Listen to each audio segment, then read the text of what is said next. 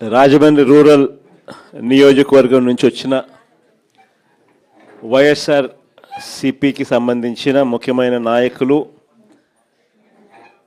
Party విభాగాల్లోని వివిధ హోదాల్లో పనిచేస్తూ ఉన్న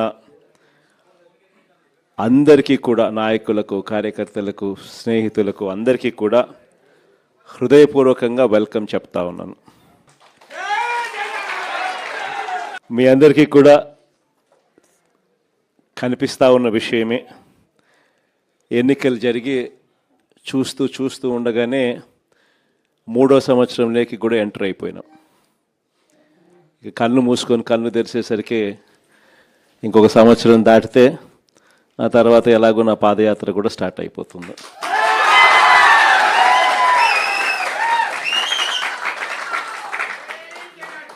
కళ్ళు మూసుకొని కళ్ళు తెరిచేసరికి ఈ 2 ఏళ్ళు కూడా ఇట్టే ముగిసిపోతాయి.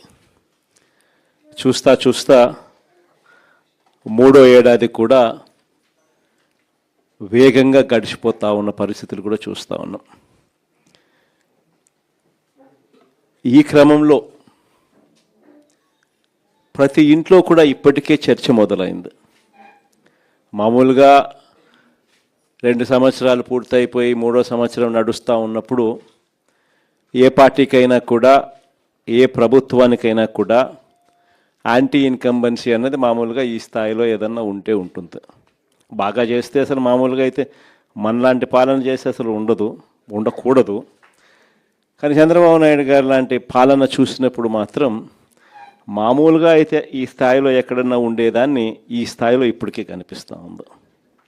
ప్రభుత్వం మీద వ్యతిరేకత ప్రతి ఇంట్లో కూడా ఈరోజు చర్చ జరుగుతూ ఉంది. 5 సంవత్సరాల మన పాలనను ఈరోజు కంపేర్ చేస్తూ ఉన్నారు. చంద్రబాబు నాయుడు గారి ఈ 3 సంవత్సరాల ఈ పరిపాలనకు సంబంధించిన పరిపాలనతో మన పాలనకు, చంద్రబాబు నాయుడు గారి పాలనకు మధ్య తేడా చూస్తూ ఉన్నారు. గవర్నెన్స్ చూస్తే అక్కడ జగన్ ఉన్నాడు, వైఎస్ఆర్ కాంగ్రెస్ పార్టీ ఉంది. ఇక్కడ చంద్రబాబు నాయుడు ఉన్నాడు, వెన్నుపోటు పార్టీ ఉంది. తేడా అల్లా కేవలం ఒక మనిషే.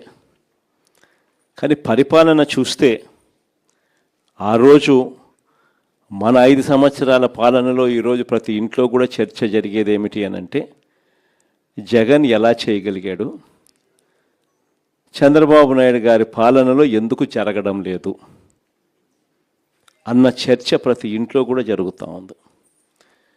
మన పాలనలో ఈ రోజుకి కూడా ఒక కార్యకర్తగా సగర్వంగా ప్రతి ఇంటికి మనం పోగలుగుతాం, చిరునవ్వుతో పోగలుగుతాం. మన ఎన్నికల మేనిఫెస్టో 99% పూర్తి చేసిన ఏకైక పార్టీ ఏదైనా ఎప్పుడైనా ఈ రాష్ట్రంలో ఉంది, దేశంలో కూడా బహుశా ఎక్కడైనా ఉంది అని అంటే అది వైఎస్ఆర్ కాంగ్రెస్ పార్టీ అని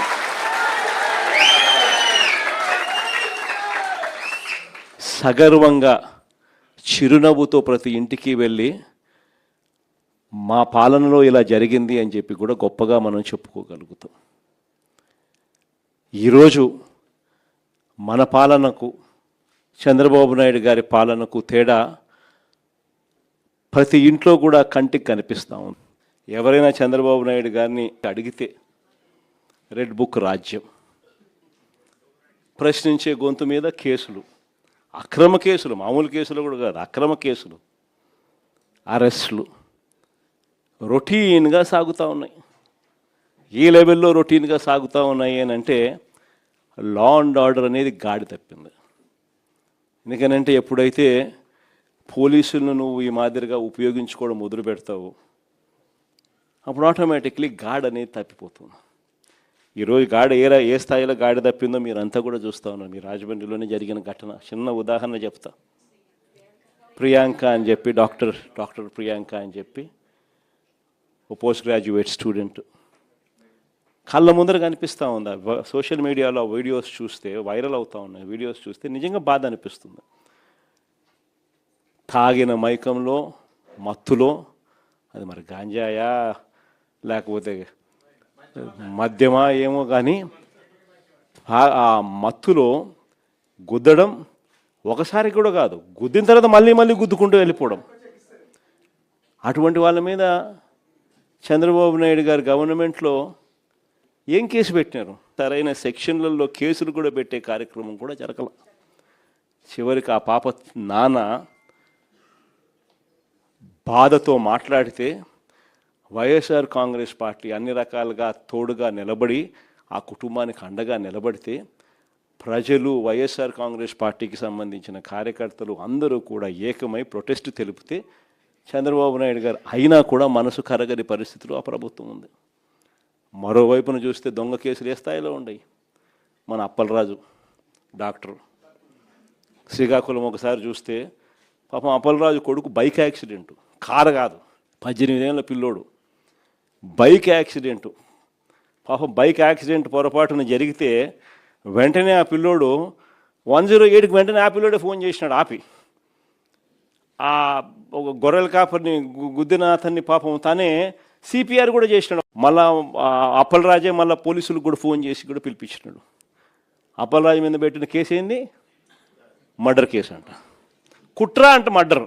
ఇక్కడేమో రాజమండ్రిలో మత్తులో గుద్దించోట మళ్ళా గుద్ది రెండు మూడు సార్లు గుద్ది ఆపకుండా వెళ్ళిపోతే ఏమి చిన్న చిన్న సెక్షన్లతో కేసు కళ్ళ ముందర కనిపిస్తూ ఉంది. ఇదే కార్యక్రమం ఇంకా 4 అడుగులు ముందుకేస్తే నివ్వరిపోయే, రాష్ట్రం మొత్తం నివ్వరిపోయే విషయాలు. అద్దంకిలో తాగిన మత్తులో డ్రైవర్ ఫుల్గా మత్తులో ఉన్నాడు, వెనకాలకు వచ్చిన ప్యాసింజర్లు 2 ఎస్ఐలు సివిల్ డ్రెస్లో ఫుల్గా మత్తులో ఉన్నారు. వాళ్ళ కారు ఆటోను గుద్దినప్పుడు గ్రామస్తులందరూ చుట్టుముట్టినారు. డ్రైవరు మత్తులో ఉన్నారు, ప్యాసింజర్లు మత్తులో ఉన్నారు. డిక్కీ ఓపెన్ చేస్తే డిక్కీలో గంజాయి, డబ్బులు, పోలీసు యూనిఫాము. ట్రాన్స్పోర్ట్ చేస్తున్నది ఎవరు? కారులో ఉండేది ఎవరు? 2 ఎస్ఐలు. ఫోన్ చేస్తే సిఐ వచ్చినాడు. సిఐ వచ్చి ఏం చెప్తాడు? వీడియో తీయాకంటాడు. వీడియో తీస్తే కేసులు పెడతామంట. ఆ ఎస్ఐని సీన్ నుంచి తప్పించింది ఎవరు? తెలుగుదేశం పార్టీకి సంబంధించిన నాయకులు, వాళ్ళ కారు. ఇంతవరకు కేసులే, ఇంతవరకు గతిలే, అతిలే. కేసే లేదు, గతి లేదు, అతి లేదు. అసలు ఇది జరిగింది అన్నది కూడా ప్రజలు మర్చిపోవాలా అని చెప్పి ఆలోచనతో దాన్ని పక్కదోవ పట్టించే కార్యక్రమాలు కళ్ళ ముందర కనిపిస్తూ ఉంది. రాష్ట్రంలో జరుగుతూ ఉన్న ఘటన. నిన్ననేమోను తాడిపత్రిలో గోవా నుంచి లిక్కర్, 1 బాటలు కాదు, 2 బాటలు కాదు, లారీలు. దాని ముందు ఏం చూసినాం? తంబెల్లపల్లిలో తెలుగుదేశం పార్టీకి పోటీ చేసిన వ్యక్తి, దాని ముందు ములకల చెరువులో ఏకంగా లిక్కర్ మ్యానుఫ్యాక్చరింగ్, కుటీర పరిశ్రమ పెట్టి లిక్కర్ మ్యానుఫ్యాక్చరింగ్. వీళ్ళే లిక్కర్ షాపులు, వీళ్ళే బెల్ట్ షాపులు, వీళ్ళే లిక్కర్ షాపులు. డిస్ట్రిబ్యూషన్ మొత్తం వీళ్ళే. ప్రతి 5 బాటళ్లలో 1 బాటలు కల్తీ బాటలు. 4 రౌండ్లు అయిపోయినాక ఏం తాగుతున్నాడో ఎవడికి తెలియదు.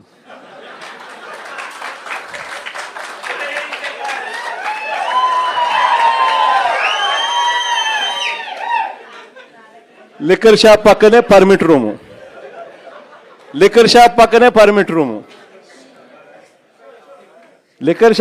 పర్మిట్ రూములు. పర్మిట్ రూముల్లో లూజ్గా మందు అమ్మడం, మందుతో పాటు బజ్జీలు పెట్టడం. 4వ రౌండ్ తర్వాత వాడు ఏం పోస్తున్నాడో వీళ్ళకు తెలియదు, పోసేవానికి తెలియదు. ప్రతి 5 బాటల్లో 1 బాటలు కల్తీ బాటలు, ఎంఆర్పి కన్నా ఎక్కువ రేటు. ఈరోజు రాష్ట్రంలో ఏం కనపడతా ఉందనంటే, ఈరోజు మట్టి mafia, liquor mafia, sand mafia, అధిక ధరలకు పీపీఏలు, ప్రభుత్వ ఆస్తులను పప్పులకు బెల్లాలకు అమ్మడం, పోర్టులు అమ్మడం, మెడికల్ కాలేజీలు అమ్మడం, విలువైన ప్రభుత్వ భూములను ఇష్టం వచ్చినట్టుగా వీళ్ళకి కావలసిన వ్యక్తులకు శనక్కాయలకు బెల్లాలకు ₹1 రూపాయికి ఇచ్చేసేయడం. అమరావతిలో చూస్తే స్క్వేర్ ఫీట్ కట్టడానికి స్క్వేర్ ఫీట్ అడుక్కు ₹20,000 పైన, స్క్వేర్ ఫీటు ₹20,000 పైన. అదే హైదరాబాద్లోనూ బెంగళూరులోనూ చెన్నైలోనూ 5 స్టార్ సదుపాయాలతో ఉన్న రెసిడెన్షియల్ కాంప్లెక్స్ అపార్ట్మెంట్ కట్టాలన్నా ₹4,500, మహా అయితే 5,000 కట్టడానికి అయ్యే ఖర్చు. ఈడ అమరావతిలో ఇసుక ఫ్రీ, రాయితీలు, ₹20,000 కాస్ట్ ఆఫ్ కన్స్ట్రక్షన్. అంటే లూటీ అన్నది ఏ స్థాయిలో జరుగుతుందని చెప్పడానికి ఇవన్నీ కూడా ఎగ్జాంపుల్స్. ఇవి కాకేమంటున్నాడు ఇప్పుడు కొత్తగా పీపీపీ పేరుతో దోచేయడం అంట.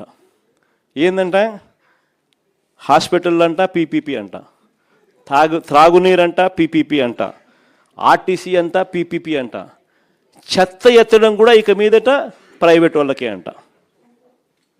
అంటే ఇంక అన్ని ప్రైవేట్ వాళ్ళకంట. అంటే లంచాలు తీసుకోవడము, అన్నీ అమ్మేసేయడం.